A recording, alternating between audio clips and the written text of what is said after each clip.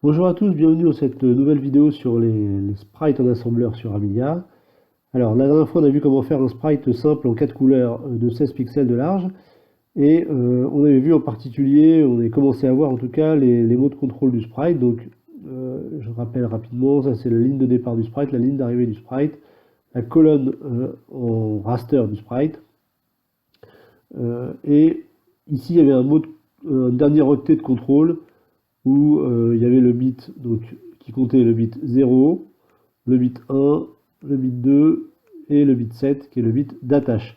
Alors le bit d'attache, je vous en ai pas parlé, mais ça permet de lier deux sprites entre eux, le sprite pair et le sprite impair, par exemple le sprite 0 et 1, le sprite 2 et 3, pour avoir un sprite qui fait plus 4 couleurs, mais 16 couleurs.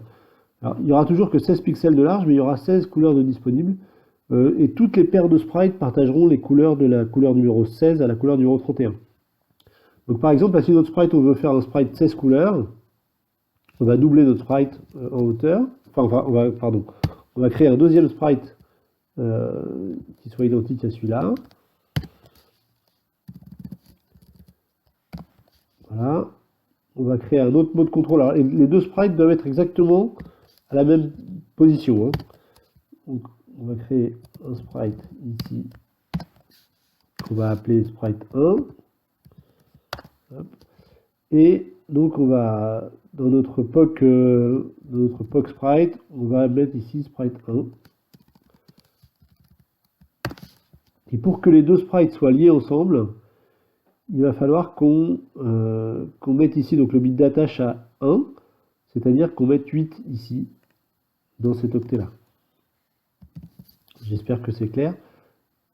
Le bit d'attache ici, pardon, je me suis trompé, je fais des bêtises, 8 ici. Voilà. Et là, les deux sprites vont être liés, donc les couleurs, du coup, pour par exemple connaître la couleur de ce point-là, eh bien ça sera, ici ce sera le bit 3 de la couleur, ici ce sera le bit 2 de la couleur, ici ce sera le bit 1 de la couleur, si je prends à peu près le même, je sais pas où je suis, voilà, ici, et ici ce sera le bit 0. Donc on va faire plus simple, on va prendre le premier ici, là, là, là, et là. Donc ce sprite-là, il aura la couleur 0, 1, 0, 0, c'est-à-dire la couleur 4. 1, 2, 4, 8. Donc la couleur 4 pour le sprite, ça sera 15 plus 4, ça sera la couleur 19.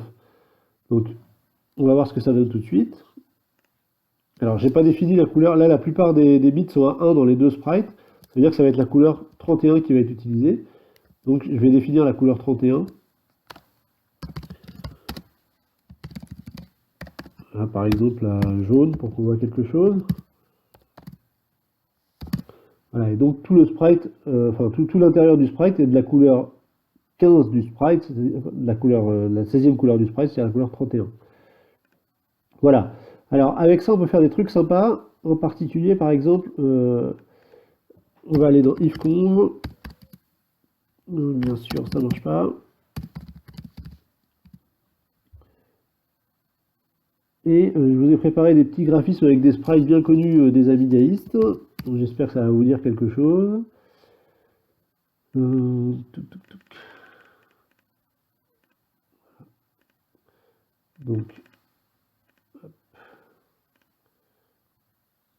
Donc évidemment, vous reconnaissez les sprites de Shadow of the Beast. Alors, c'est des sprites en 16 couleurs, et ces sprites de Shadow of the Beast font 32 pixels de large. Je me suis trompé là en faisant mon truc, mais si je me remets bien, il faut 32 pixels de large. Je suis toujours pas bien, j'ai pas dû partir du bon endroit. Et 52 pixels de haut. Donc en fait, ils sont composés de deux sprites, lui-même composé d'une paire de sprites à chaque fois, pour que ça soit en 16 couleurs. Donc l'avantage avec ifconverter, si les sprites sont bien tous les 32 pixels, comme c'est le cas ici, on peut faire simplement, on peut se mettre en mode sprite 16 ici, sprite 16, on peut prendre tout ça, hop, et sauver. Et donc IfConverter va nous mettre tous les sprites à la suite, donc il va nous mettre le sprite ici, si on coupe en deux, il va nous mettre le sprite 0 et 1, là il va nous mettre le sprite 1 et 2, là il va nous mettre le sprite, je coupe en deux, vite fait, 2 et 3, là 4 et 5, etc. Il va nous mettre sous forme de fichier source pour l'assembleur. Donc je l'ai déjà fait, je vais vous le montrer, donc je les ai appelés sprite.s, je pense. Donc je vais vous montrer ça tout de suite. Si je reviens dans l'assembleur, je vais vous montrer donc le SOTB sprite. Voilà, vous voyez, c'est un fichier. Donc en fait, j'ai rajouté moi frame 1, test là, hop, frame 2, etc. Donc en fait, on a là, si j'enlève test pour pas se compliquer la vie, pour rien pour l'instant, je vais laisser test. Là, on a donc, je vais prendre l'image que je vous ai préparée pour vous expliquer ça. Non,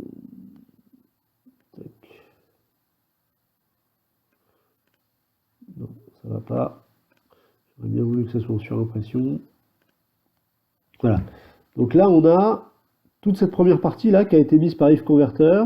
C'est le sprite 0, donc c'est la moitié du sprite. Et le sprite 0 et le sprite 1 en dessous correspondent aux deux sprites nécessaires pour faire la moitié gauche du sprite. Ensuite, on a de nouveau deux fois qui correspondent à la moitié droite du sprite, donc c'est-à-dire qu'il lui faut le sprite 2 et 3.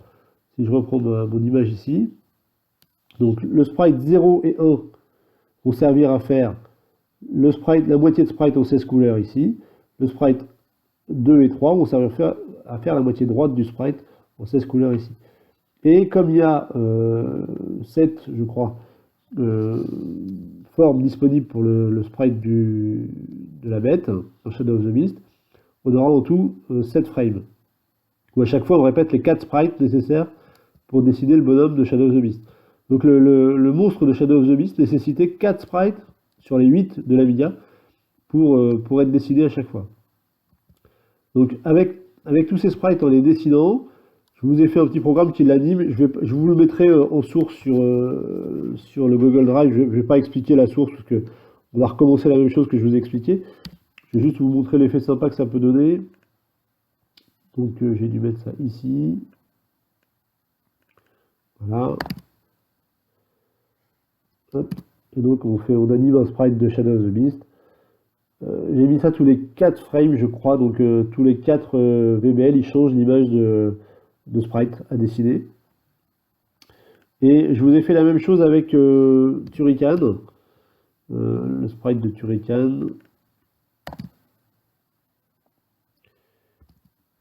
Voilà, qui rappelle des bons souvenirs. Alors je vous mettrai les images if si vous voulez refaire vous-même les sprites et recréer l'animation. En sachant que le Turrican c'est un peu plus compliqué parce que les sprites sont pas à 32 pixels bien les uns des autres. Donc je vais vous montrer ça rapidement.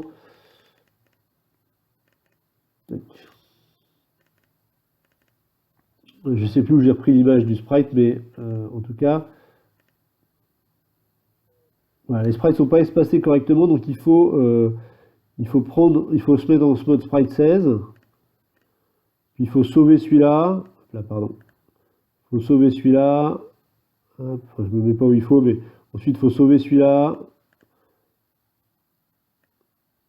Ensuite il faut sauver celui-là, etc. Il faut les sauver tous un par un et ensuite les relier dans un seul gros fichier source qui servira pour toutes les frames du sprite. Donc c'est un petit peu pénible à faire, donc je ne le fais pas en vidéo.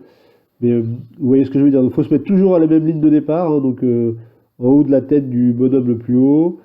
Il faut se mettre juste au bord pour que ça fasse bien 32 pixels et pas un de plus ou un de moins. Donc je suis pas encore bien là. Il faut être juste encore un pixel de plus près et partir par exemple d'ici et qu'ils fassent tous la même taille et la même largeur. Voilà, là je suis bien. Donc c'est un peu pénible. Voilà. Et tous les sauver un par un et ensuite relier ça, enfin mettre ça dans un seul gros fichier source. Bon, je vous mettrai les deux fichiers sources et les deux images dans le Google Drive. Donc on va revenir à nos boutons, ce que je vous avais promis la dernière vidéo, c'est-à-dire faire un Starfield. Alors on va revenir sur la dernière vidéo avec notre sprite en 4 couleurs, notre sprite standard. On va enlever les barres bleues du fond d'écran et on va enlever les commentaires là. Et voilà. Alors, ce qui était assez génial avec ces sprites sur Amiga, c'est que le DMA sprite, en fait, ne pouvait envoyer que deux mots par ligne d'écran. Donc c'est pour ça qu'on avait que 16 pixels de possible et 4 couleurs pour un sprite. Par contre, ce qui était assez génial, c'est qu'on pouvait envoyer soit des mots de contrôle, soit des mots de 2D sprite. Et ça, à chaque ligne. Du coup, on pouvait décaler notre sprite. Par exemple, là, si je décale de 4 et que je remets un mot de contrôle, donc je remets $2F par exemple, et je mets 60 ici, et je mets $. Alors du coup, c'est plus 2F, 3F, là c'est 2F plus 4, ça doit faire $3,3 si je dis pas de bêtises, je vais vérifier. En faisant une vidéo, je fais des bêtises avec les calculs, c'est bon. Et là, pareil, du coup, on se met plus en $2F, on se met en $34 par exemple, une ligne en dessous. C'est obligatoirement une ligne en dessous puisque cette ligne-là va servir à envoyer le mot de contrôle. Hein. Et ensuite, on fait donc $34 plus 1, 2, 3, 4, 5, 6, 7, 8, 9, 10, 11, 12 lignes. Donc $34 plus 12 lignes, ça nous fait $40. 40, 0, 0. Et vous allez voir que voilà, le sprite est décalé. Donc malgré le fait qu'on utilise un seul sprite de 16 pixels, on peut décaler la position en cours d'écran, en cours de balayage écran, la position verticale. Donc, alors c'est assez génial, on peut le faire une troisième fois pour l'exemple. Donc, par exemple, on va encore en faire 4 là. 1, 2, 3, 4. Alors, donc là, on va plus être en 40, mais en 34 plus 4, ça va faire 38, $3,8. Et là, on va se mettre donc en $3,9. On va se mettre en, je sais pas, 78. On va se mettre en dollars, donc 3,9 plus 1, 2, 3, 4, 5, 6, 7, 8. $3,9 plus 8, ça nous fait $41. J'aurais pu le trouver tout seul, ça. Et du coup, là, on a carrément le pixel divisé en 3 à 3 positions verticales différentes.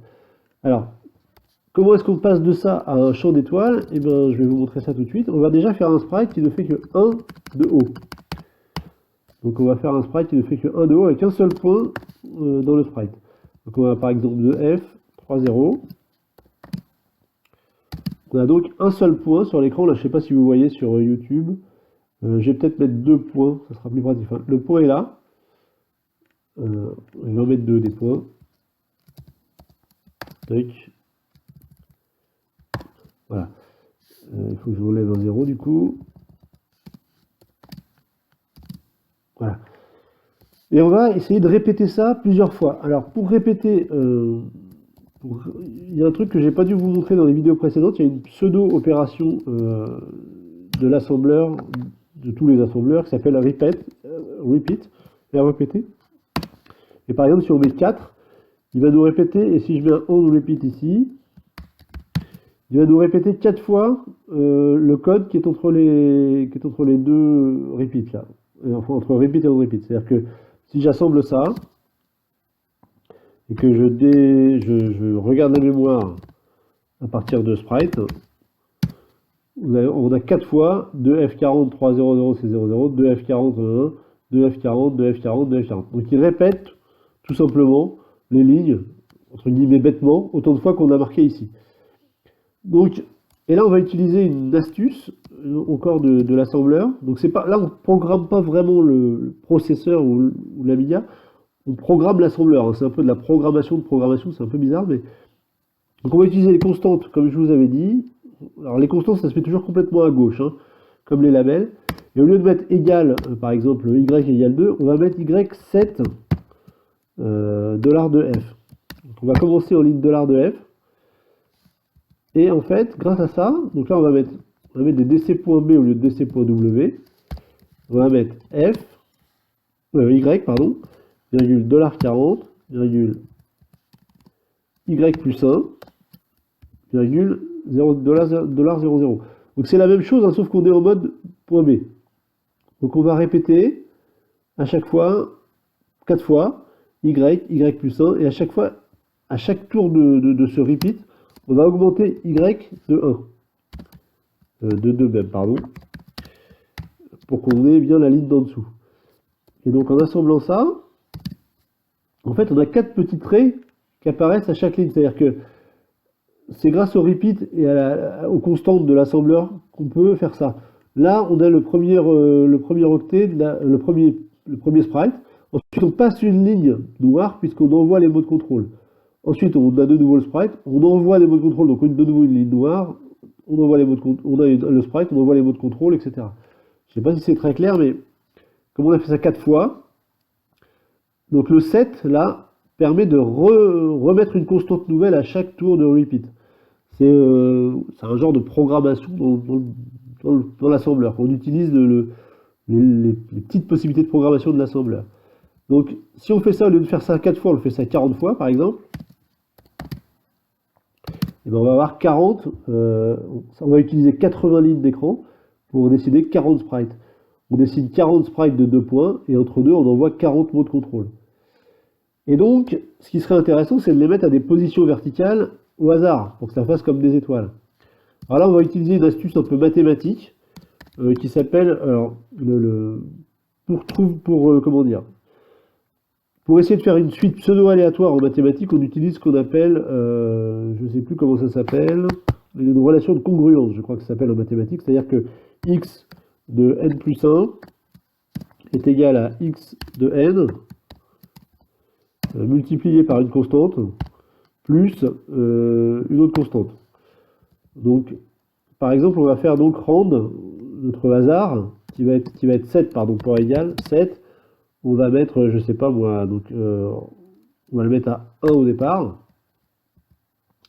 et on va mettre x, donc la position x, on va la mettre à 7 aussi, rand $ff. Je vais vous expliquer tout de suite après pourquoi je fais comme ça. Donc ça c'est important, c'est important. C'est pas vraiment de la programmation, mais c'est ce qui nous permet de faire une suite pseudo-aléatoire, ça s'appelle la relation de congruence en mathématiques. Je suis pas un pro des mathématiques, mais enfin, comme c'est utile là pour la programmation, ça m'intéresse. Donc, on va à chaque fois utiliser cette randomisation. Donc, dans la boucle, à la fin de la boucle, on va faire rand, hop là, rand 7, rand fois une constante. Donc, on va mettre une constante compliquée, $3AB7 par exemple, divisé par 7, plus une autre constante, par exemple 5. Donc ça, c'est la constante A que je viens de vous montrer dans la formule. Hein. Et ça, c'est la constante C. Voilà. Et ensuite, à chaque fois, on va pour x, il faut que x se trouve obligatoirement entre $00 et $ff. Donc on est obligé de faire un masque de x. X, 7, rand $ff. On est obligé de faire un truc aussi compliqué que ça, puisque si on mettait chaque fois, on reprenait x à chaque fois plutôt qu'un rand, on aurait des chiffres entre 0 et 255, c'est des chiffres trop petits, ça ne donnerait pas un effet de hasard suffisant. Il faut au moins que la constante et le rand tiennent sur un mot, soit entre 0 et 32 768, enfin 65 535 même, pour qu'il y ait un bon effet de hasard, quoi, si je puis dire. Et là, à la place de $40, on va mettre donc x. Et normalement, si je ne me suis pas trompé, je vais quand même sauver ça sous forme temporaire, parce que je me suis peut-être trompé. En faisant la vidéo, c'est toujours plus compliqué. Mais normalement, donc pour les y, c'est bon, on a vu. Et là, à chaque fois, on part de 1, puis ensuite on randomise des valeurs qui vont finir entre 0 et ff. Voilà, et ça donne un espèce d'effet de distribution pseudo-aléatoire, pardon, de nos pixels. Et vous voyez que ça commence à faire un petit champ d'étoiles. Alors, avec 2 pixels, c'est pas forcément joli, mais c'est pour que ça se voit bien sur YouTube. Donc on va essayer de remplir tout l'écran. Alors tout notre écran, il va de, vous vous rappelez, la première ligne c'est $2C, et la dernière ligne c'est $1,2C. Le problème c'est que, pour l'instant dans notre sprite, on peut aller jusqu'à $FF. Hein, parce que je vous rappelle, pour le mode contrôle ici, le premier mot de contrôle, on n'a qu'un octet, sinon il faut remplir le dernier mot de contrôle. Là, c'est un peu, bon, ça complique un peu la démonstration pour pas grand chose. Donc, on va faire que les 200 premiers, on va aller jusqu'à $ff. Hein. Donc, on va faire $ff moins $2c. Ça nous fait 211 lignes d'écran. Il faut diviser par 2, puisqu'à chaque fois, on envoie soit un mot de contrôle, soit un sprite. Donc, on va diviser 211 par 2, donc c'est-à-dire 210, puisqu'on est en... On ne peut pas faire des 0,5. Donc 210 divisé par 2, ça nous fait 105. Donc on va pouvoir répéter 105 fois notre histoire là, pour remplir l'écran, enfin en tout cas l'écran jusqu'à 200. J'ai dû me tromper quelque part. 104 fois peut-être. Non, c'est parce que je pars de $2f, excusez-moi. Il faut partir de $2c. Et donc on va pouvoir mettre $105. Ça devrait être bon. Voilà, et on remplit l'écran avec nos étoiles de façon un peu pseudo-aléatoire. Et maintenant, il ne reste plus qu'à bouger ce sprite vers la droite ou vers la gauche. Alors, je vais sauver ça. Pour bouger ce sprite, on va tout simplement... Donc là, on a 105 lignes où il y a soit un mot de contrôle, soit un mot de sprite. Donc il faut qu'on ajoute 1 à tous nos x là, sur les 105 lignes. À toutes nos valeurs de x là. À chaque tour de boucle du programme principal. Donc on va essayer de faire ça sans faire d'erreur. Donc si on regarde par exemple en position sprite, donc chaque sprite, vous voyez, est à... Donc là c'est le premier sprite. Donc la première étoile. Là on est en position 0, SPR quoi. Plus 1, plus 2, plus 3, plus 4, plus 5, plus 6, plus 7, plus 8. Donc chaque sprite, chaque mot de contrôle est à 8 octets du précédent. Ça va être important pour notre boucle. Donc on va aller dans le programme principal. Hop, ici. Et donc on va mettre l'adresse sprite à 0. On va mettre un compteur. Oui, ça doit être bon. Donc on a dit que c'était 105. Donc 105 moins 1 dans des 7. On va faire notre boucle. Donc point loop sprite. Et on va donc additionner 1, point B surtout, à 1 à 0. Hein. C'est juste le deuxième octet qui représente la valeur horizontale. Et ensuite, on va additionner 8 à 0. Et on va faire ça autant de fois qu'il faut, c'est-à-dire 105 fois.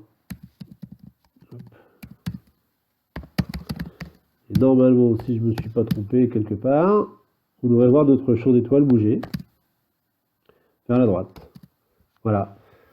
Donc voilà le principe de base, on va dire, pour faire un Starfield sur les démos Amiga.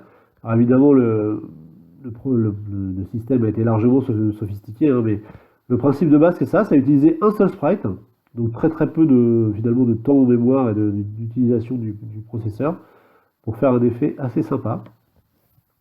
Voilà, je vais sauver ça sous forme de tuto 28.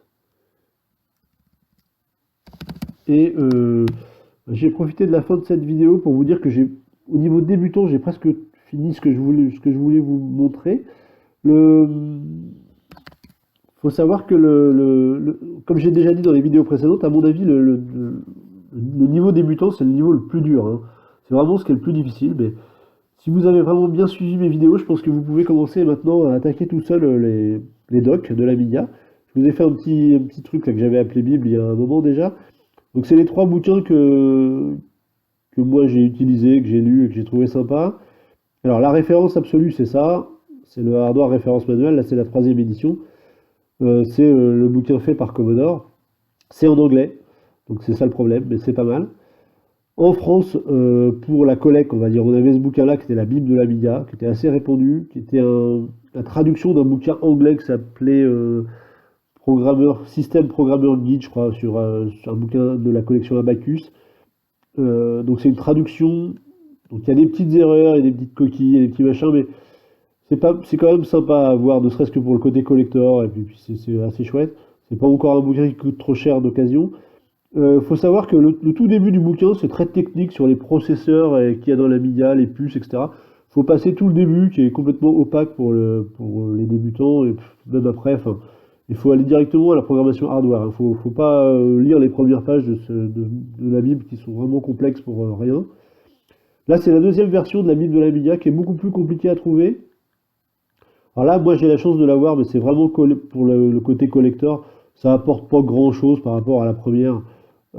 Si vous pouvez trouver ce bouquin-là, c'est vraiment sympa. C'est celui que je vous conseillerais en premier. Ça, c'est bon, si vous êtes comme moi un peu collector, mais sinon, c'est pas indispensable d'avoir la deuxième version. Il y a des trucs en plus sur les devices et quelques chapitres, hein, pas forcément tous géniaux. D'ailleurs, le meilleur chapitre, à mon avis, c'est celui sur les devices dans cette deuxième mouture. Bon, voilà, c'était les bouquins principaux pour programmer en assembleur sur Amiga comme référence que je voulais vous montrer.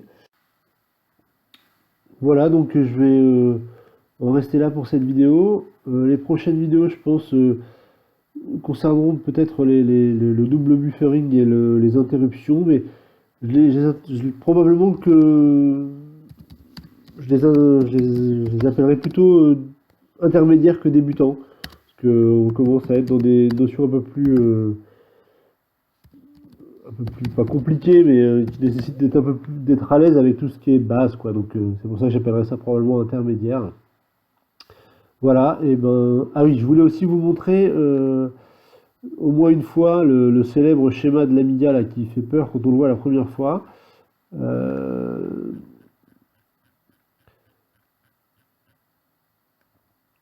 qui est celui-là, voilà, qui est en fait